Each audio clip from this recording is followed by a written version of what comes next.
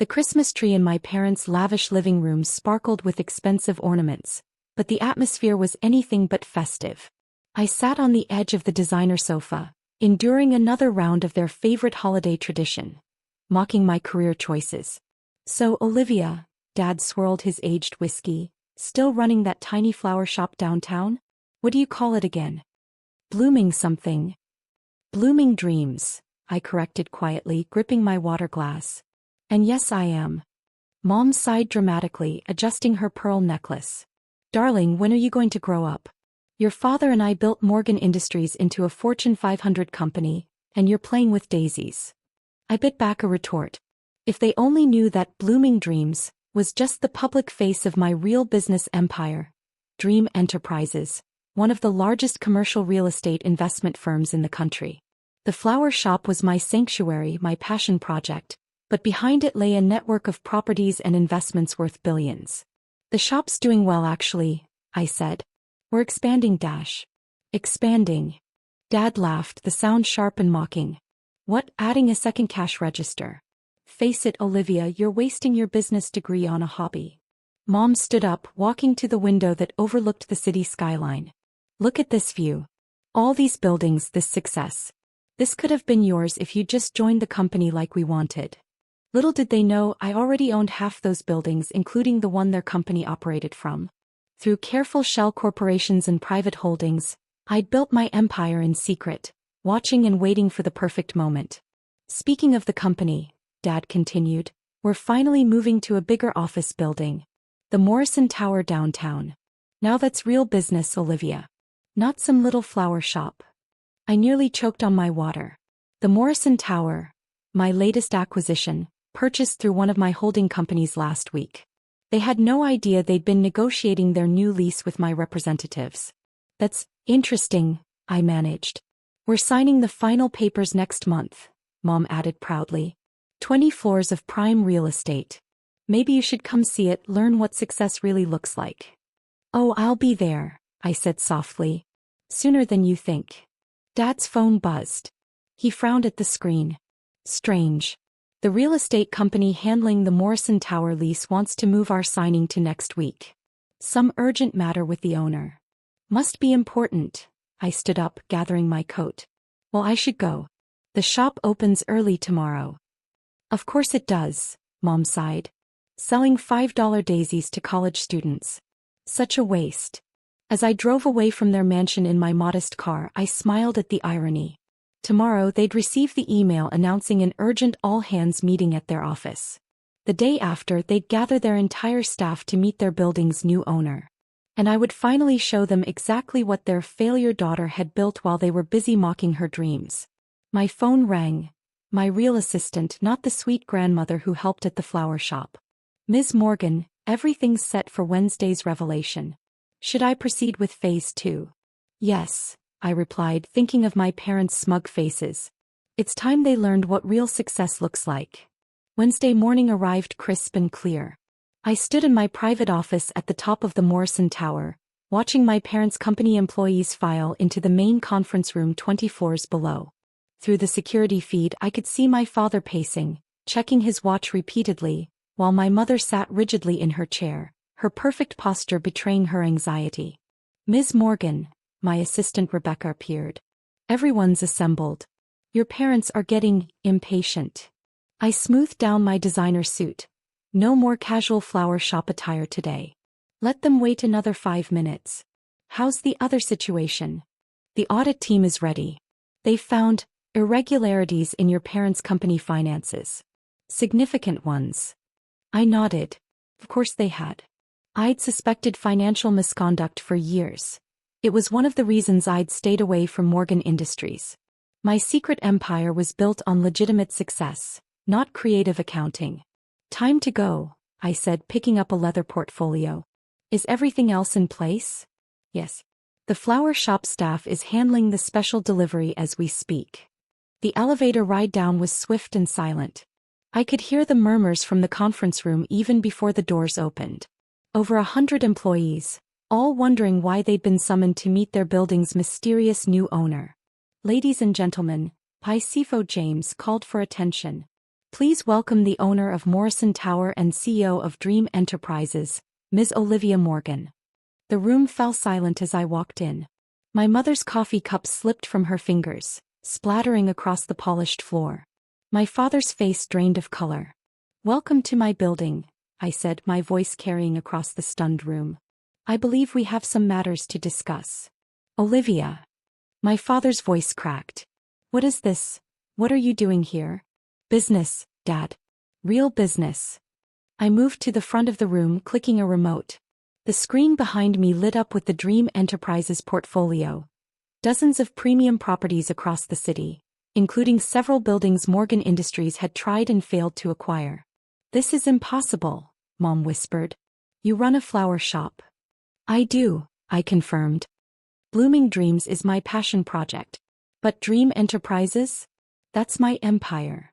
I clicked through more slides, watching their faces as they realized the extent of my success. "Over the past 5 years, while you were mocking my tiny shop, I was building this. Every property you tried to buy, every deal you lost to mysterious competitors. That was me."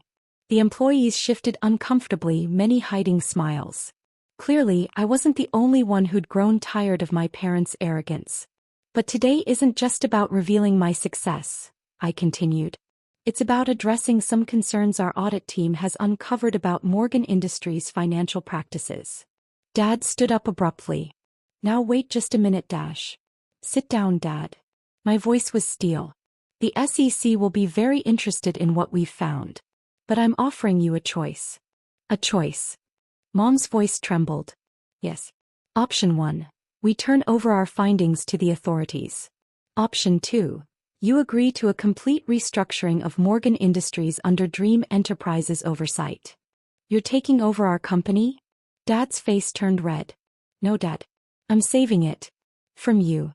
Just then the conference room doors opened. A parade of Blooming Dreams staff members entered, each carrying elaborate flower arrangements. They placed one in front of every employee, except my parents. "Consider these a welcome gift to your new corporate family," I announced to the staff.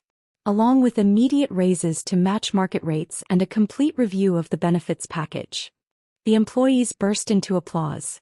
My parents sat frozen, watching their empire shift beneath their feet. "Well," I turned to them. "What's it going to be? Scandal or salvation?"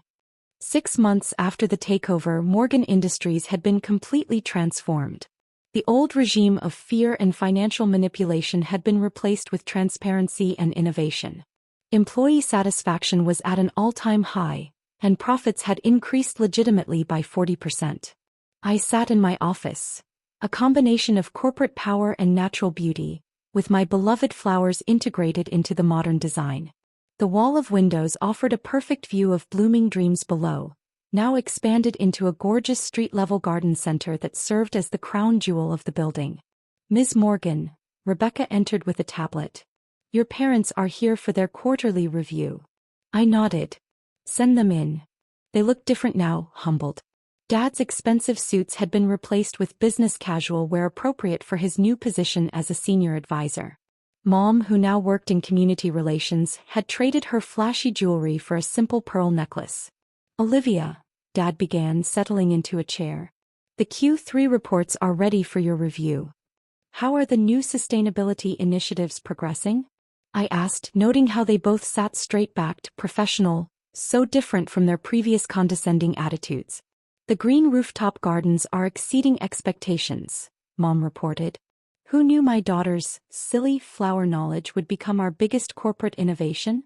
I raised an eyebrow at her tone, and she quickly added, "I mean, your expertise has revolutionized our approach to commercial properties." "It's amazing what can happen when you combine passion with business acumen," I replied. "How are you both adjusting to your new roles?" Dad shifted uncomfortably. "It's enlightening. Working under proper corporate governance, following actual regulations. I never realized how much unnecessary risk I was taking before." "And the employees?" I pressed. "They respect you," Mom admitted. "Not out of fear like they did with us, but because you've earned it. The way you handled the transition, protecting jobs while cleaning up our mess." She paused, blinking back tears. "We were so wrong about you, Olivia." I stood, walking to the window. Below, customers browsed through blooming dreams, the shop that had been my sanctuary during years of their mockery. You know what the difference is between us? I asked. I never needed to prove my success to anyone. Every building I bought, every deal I made, it was about building something meaningful, not showing off. We understand that now, Dad said quietly. Watching you run these companies, you're better at this than I ever was. Because I learned from your mistakes, I turned back to them. Every time you mocked my tiny shop, I studied why big companies fail. Every time you flaunted your wealth, I invested in people and innovation instead of appearances. Just then Rebecca appeared with an urgent message. The Wilson contract is ready for signing. And the special project is complete. I smiled. Perfect timing. I handed my parents 2 envelopes. Open them. They pulled out ceremonial keys and confused expressions. Those are the keys to your new offices, I explained. Dad, the mentorship program for young entrepreneurs needs an experienced advisor. Mom, the community garden initiative needs a director. Real positions with real responsibility, if you're ready to earn them. You're giving us another chance? Mom whispered. No, I corrected. I'm giving you an opportunity to prove yourselves, just like any other employee. The question is, are you ready to work as hard as that silly flower shop girl did? They stared at the keys, understanding the significance. These weren't positions of power but of purpose. When do we start? Dad asked. Tomorrow. Don't be late. I turned back to the window. Oh, and one more thing. Every executive in this company works 1 shift a month at Blooming Dreams. It keeps us grounded, reminds us where real growth begins. As they left, I heard Mom whisper to Dad, our daughter owns the building, and she still sells flowers. No, I murmured to myself, watching the sunset reflect off my buildings across the skyline. I don't just sell flowers. I grow dreams, and sometimes they bloom into empires.